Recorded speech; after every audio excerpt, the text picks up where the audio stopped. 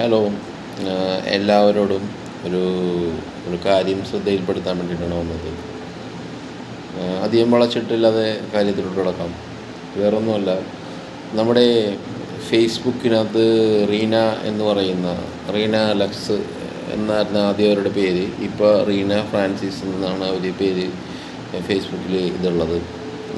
അവരുടെ ഒരു അതായത് അവരുടെ ഒരു ഫേസ്ബുക്ക് ഐ ഡിയിൽ അവർ എപ്പോഴും ഒരു ലൈവ് വന്നിട്ട് കുറച്ച് ആൾക്കാർ കൂടി നിന്നിട്ട് എപ്പോഴും അവരുടെ ലൈവിനകത്ത് അവർ പറയുന്നത് ക്രിസ്തു മതവിശ്വാസികൾ അല്ലെങ്കിൽ ക്രിസ്ത്യാനികൾ എന്ന് പറയുന്ന ദൈവത്തിൻ്റെ പേര് വിളിക്കുന്നില്ല എന്ന് പറഞ്ഞിട്ട് വീഡിയോ ചെയ്യുന്നുണ്ട്.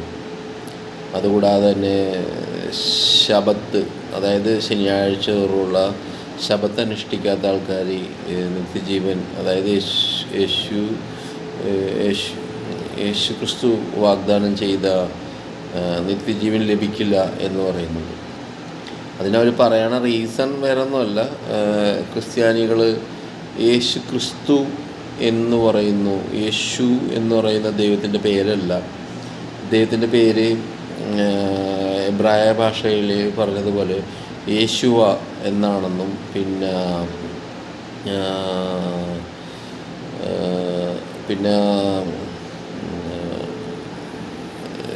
യഹോശുവ മിശിഹ എന്നാണ് പേര്, ദൈവത്തിൻ്റെ ഫുൾ നെയിം എന്നൊക്കെ പറയുന്നു.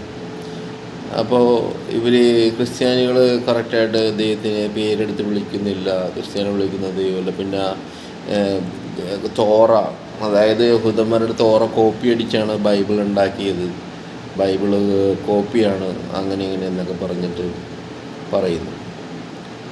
ഇനി എന്ത് തന്നെ ആയിക്കോട്ടെ, ശരിയാണ്, യഹൂദന്മാരിൽ കൂടെയാണ് ലോകത്തിൽ രക്ഷ വരാനിരിക്കുന്നത് എന്ന് ദൈവം തന്നെ പറഞ്ഞിട്ടുണ്ട്. അബ്രഹാത്തിലൂടെ ഈ ലോകത്തിലുള്ള എല്ലാ ജനങ്ങളും രക്ഷ പ്രാപിക്കും എന്ന് ദൈവം പറഞ്ഞിട്ടുണ്ട്.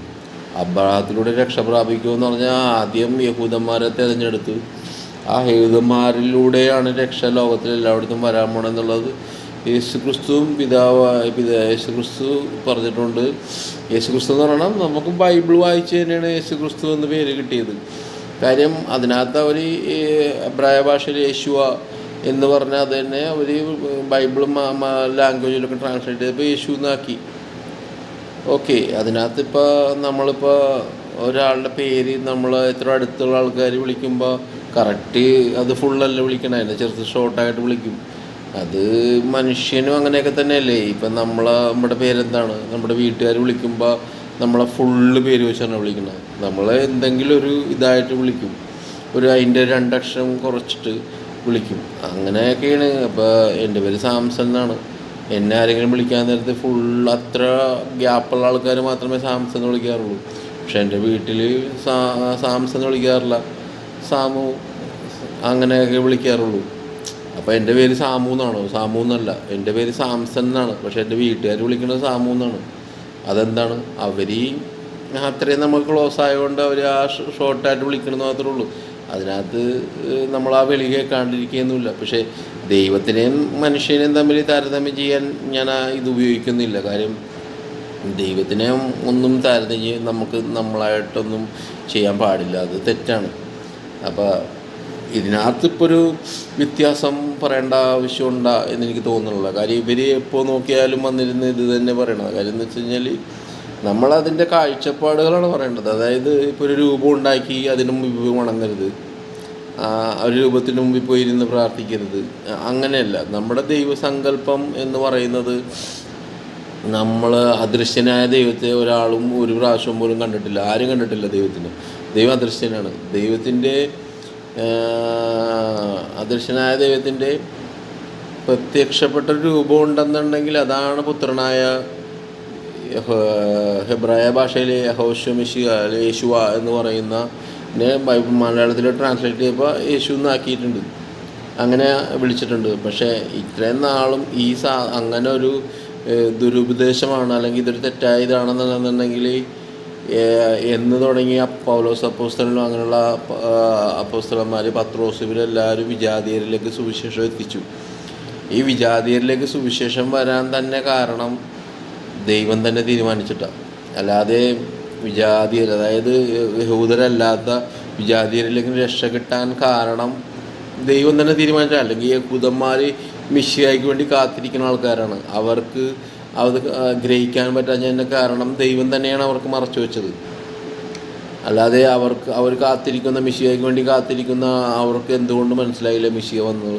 അത് മനസ്സിലാകാഞ്ഞത് വേറെ ഒന്നുമില്ല, ദൈവം തന്നെയാണ് അവരുടെ ഹൃദയം കഠിനമാക്കി ദൈവത്തെ തിരിച്ചറിയാൻ പറ്റാത്ത രീതിയിലാക്കി കളഞ്ഞത്. അപ്പം അത് ദൈവം തന്നെയാണ് വിജാതിയരിലേക്ക് രക്ഷ. യഹൂദന്മാർക്ക് മാത്രമായിട്ടാണ് ദൈവം വന്നത് എന്ന് പറഞ്ഞിട്ട് ഇവരെപ്പോൾ നോക്കിയാലും കനാന്യ സ്ത്രീയുടെ ഒരു ഇതെടുത്ത് പറയും, നായ്ക്കൾക്ക് കൊടുക്കില്ല എന്ന് പറയും. ദൈവം അവിടെ എന്താ ഉദ്ദേശിച്ചത്? ദൈവം ഉദ്ദേശിച്ചത് അവരുടെ വിശ്വാസം എടുത്ത് കാണിക്കാൻ വേണ്ടിയിട്ടാണ് അങ്ങനെ ഒരു ഇതെടുത്ത് പറഞ്ഞത്. ദൈവത്തിനും ഹൃദയ വിചാരങ്ങളെങ്കിൽ അറിയാൻ കഴിവുള്ള ആളെയാണ് ദൈവം എന്ന് പറയണത്. മനുഷ്യൻ്റെ ഹൃദയങ്ങളിൽ എന്ത് ചിന്തിക്കുന്നു എന്ന് വരെ തിരിച്ചറിയാൻ പറ്റും ദൈവത്തിന്.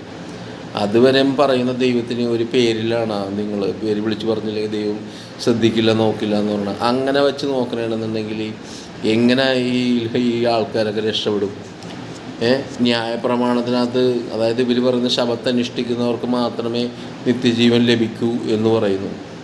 അങ്ങനെയാണെങ്കിൽ ഈ 10 കൽപ്പനകത്ത് ഒരു കൽപ്പന മാത്രം പാലിക്കുന്ന ആൾക്കാരെ മാത്രമാണ് ദൈവം ഇത് ചെയ്യാൻ പോകുന്നത്, ദൈവം രക്ഷിക്കാൻ പോണത്.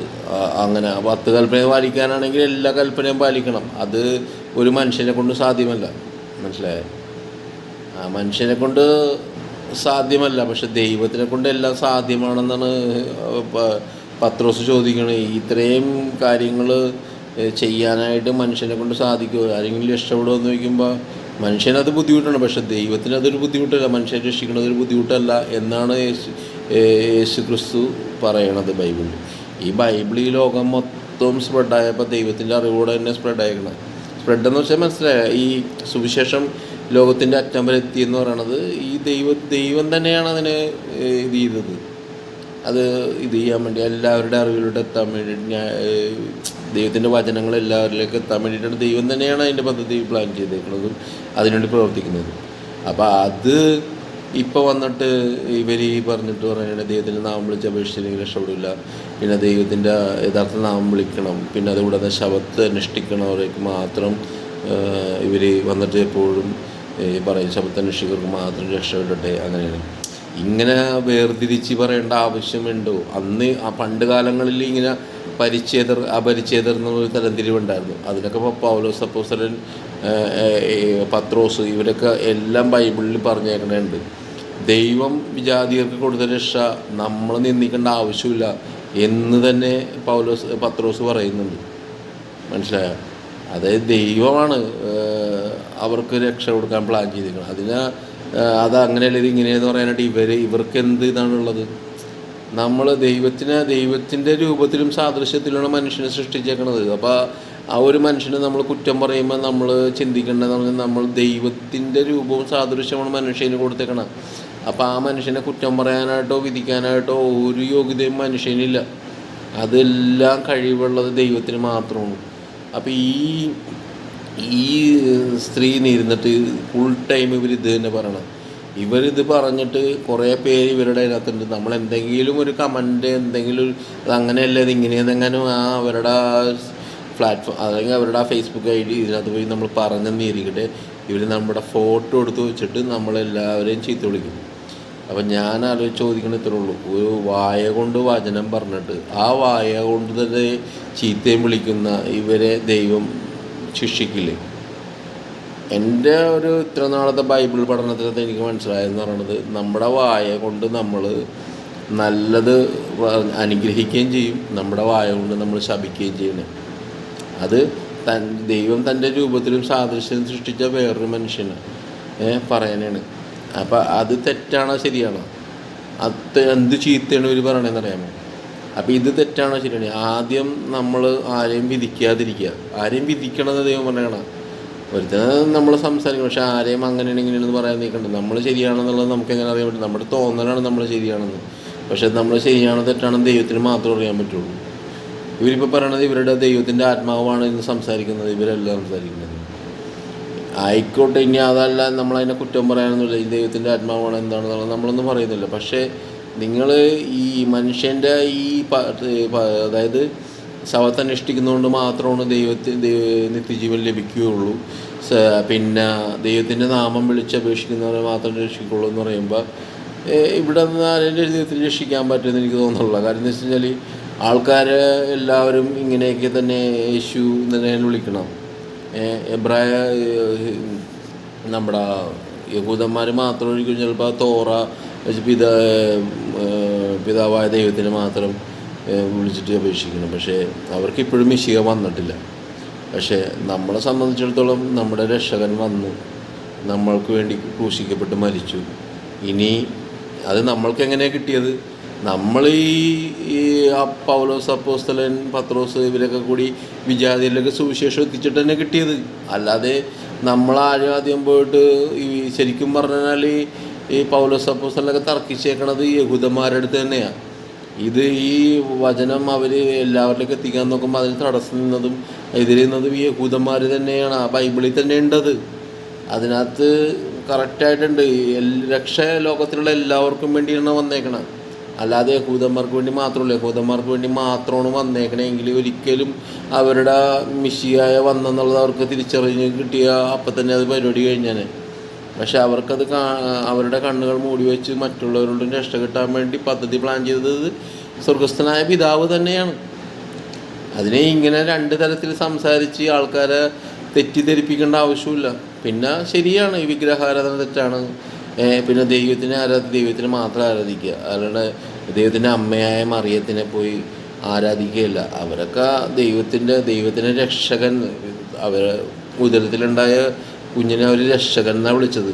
മനസ്സിലായോ? അപ്പോൾ അതുകൊണ്ട് ആ രീതിയൊക്കെ തെറ്റാണ്. കാര്യം ക്രിസ്ത്യാനികൾ പോയിട്ട് ഈ ദൈവത്തെ ആരാധിക്കാതെ ദൈവം ഓരോ അത്ഭുതങ്ങൾ പ്രകടിപ്പിച്ചാൽ അവർ ദൈവത്തിൻ്റെ ഓരോ അത്ഭുത പ്രവൃത്തികൾ പ്രവർത്തിച്ചു അവിടെ പോയി അതിനെ പോയി ആരാധിക്കണത് ശരിയല്ല. കാര്യം ദൈവം മനുഷ്യനോട് ഒരു കാര്യമേ പറഞ്ഞിട്ടുള്ളൂ, നിത്യജീവൻ നൽകാമെന്ന് മാത്രം.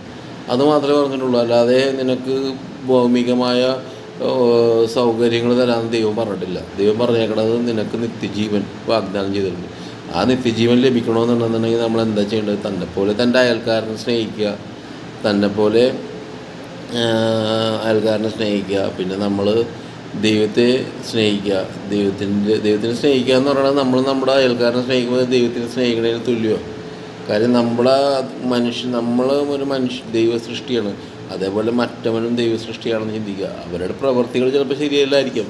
പക്ഷേ ആ സമയത്ത് നമ്മൾ എന്താ ചിന്തിക്കേണ്ടതെന്ന് പറഞ്ഞു കഴിഞ്ഞാൽ അവിടെ വെറുപ്പും വൈരാഗ്യവും ദൈവത്തിൻ്റെ അല്ല, ഈ ചീത്ത പറച്ചിലൊന്നും ദൈവത്തിൻ്റെ അല്ല. സഹനശക്തിയാണ് ദൈവം എല്ലാവരോടും പറഞ്ഞത്. സഹിക്കുക പരമാവധി. ദൈവത്തിനെ പ്രതീക്ഷിച്ച് ദൈവം വരും, രണ്ടാമത് വരണ വരെ നമ്മൾ എല്ലാം സഹിച്ച് ക്ഷമിച്ച് നിൽക്കുക. അല്ലാതെ ദൈവത്തിലുള്ള വിശ്വാസവും വർദ്ധിപ്പിച്ച് ദൈവം വരുമെന്നുള്ള വിശ്വസിക്കുക. ഭൗമികമായി നമുക്ക് ഒരുപാട് ബുദ്ധിമുട്ടുകളും കഷ്ടപ്പാടുകളും ഉണ്ടാകുമ്പോഴും നമ്മൾ ദൈവത്തെ തള്ളിപ്പറയാൻ നിൽക്കരുത്. അത്രയും മാത്രമാണ്. ദൈവത്തെ തള്ളിപ്പറയാതെ നമ്മൾ കർത്താവിൽ വിശ്വസിക്കുക. കർത്താവ് വരും. ഈ ഭൗമികമായ ജീവിതത്തിനകത്തുള്ള ബുദ്ധിമുട്ടുകളല്ല, നമ്മൾ നിത്യജീവനാണ് ദൈവം നമുക്ക് വാഗ്ദാനം ചെയ്തിരിക്കുന്നത്. അത് ലഭിക്കണമെന്നുണ്ടെങ്കിൽ നമ്മൾ ഈ ഭൗമികമായ സന്തോഷങ്ങളെല്ലാം ത്യജിക്കേണ്ടി വരും. അതാണ് മെയിനായിട്ട്. അതിനായിട്ട് ദൈവത്തിൻ്റെ നിത്യജീവൻ ലഭിക്കാനായിട്ട് നമ്മൾ ഒറ്റ കാര്യം ചെയ്താൽ മതി. നമ്മളെപ്പോലെയാണ് മറ്റുള്ളവരെ സ്നേഹിച്ചാൽ മതി. അത് ദൈവത്തിൻ്റെ കൽപ്പനകൾ പാലിക്കുന്നതിന് തുല്യമാണ്. അല്ലാതെ നമ്മൾ പോയിട്ട് ഈ പറയുന്ന പോലെ ശബത്തനുഷ്ഠിച്ചെന്ന് പറഞ്ഞിട്ട് ഒരു യോഗ്യതയും കിട്ടാൻ പോകില്ല. അതുകൂടാതെ തന്നെ നമ്മൾ ദൈവത്തിൻ്റെ നാമം വിളിച്ച് അപേക്ഷിച്ചിട്ടും കാര്യമില്ല. നമ്മളുടെ പ്രവൃത്തി അനുസരിച്ചാണ് നമുക്ക് ശിക്ഷ ലഭിക്കാൻ പോകുന്നത്. നമ്മുടെ പ്രവൃത്തി എന്താണോ, എൻ്റെ പ്രവൃത്തി അനുസരിച്ച് എന്നെ ദൈവം വിധിക്കും. അതേപോലെ തന്നെ മറ്റുള്ളവൻ്റെ പ്രവൃത്തി അനുസരിച്ച് ദൈവം അവരെ വിധിക്കും. അല്ലാതെ ദൈവം ഇനി വന്നിട്ട് ഇത് ചെയ്യാനല്ല. അതിനൊരു സമയവും കാലങ്ങളും ദൈവത്തിൻ്റെ ദീർഘക്ഷമ കൊണ്ട് മാത്രമാണ് ഇത്ര നീണ്ടു പോകുന്നത്. അതിനൊരു സമയവും കാലം ദൈവം നിശ്ചയിച്ചിട്ടുണ്ട്. ആ സമയത്ത് ദൈവം അത് ചെയ്യുകയും ചെയ്യും. നമ്മളെന്താ ചെയ്യണമെന്ന് വിശ്വാസത്തോടെ മിശിഹായുടെ വരവിനായിട്ട് കാത്തിരിക്കുക. മിശിഹ വന്നു കഴിയുമ്പോൾ നമ്മുടെ ഇത്ര നാളത്തെ എന്തൊക്കെയുണ്ടോ പ്രവൃത്തി അതനുസരിച്ച് ദൈവം നമ്മുടെ നല്ലതെങ്കിൽ നല്ലത്, ചീത്തയെങ്കിൽ ചീത്ത, അതിനുള്ള ശിക്ഷ അല്ലെങ്കിൽ നന്മയാണെങ്കിൽ നന്മ ലഭിച്ചിരിക്കും. ഇതിനിങ്ങനെ ആൾക്കാരെ പോയിട്ട് ഈ തെറ്റിദ്ധരിപ്പിക്കേണ്ട ആവശ്യം ഉണ്ടെന്ന് എനിക്ക് തോന്നുന്നില്ല. അപ്പോൾ ഇവരെ പറയുന്നതാണ് ശരിയെന്ന് വിശ്വസിച്ചിരിക്കുന്ന ആൾക്കാർ ബൈബിള് പിന്നെ ഇനിയിപ്പോൾ ഞാനൊരു പാസ്റ്ററോ അല്ല ബന്ധക്കോസ്തോ ഒന്നുമല്ല. ഞാൻ അങ്ങനെ ബൈബിൾ മാത്രം വായിച്ച് എൻ്റെ ഭവനത്തിലിരുന്ന് വായിച്ച് ബൈബിൾ മാത്രമാണ് ഞാൻ വിശ്വസിക്കുന്നത്. ബൈബിളിൽ എന്ത് വചനം പറഞ്ഞേക്കുന്നു ആ വചനത്തിൽ മാത്രം വിശ്വസിച്ചാണ് ഞാനിരിക്കുന്നത്.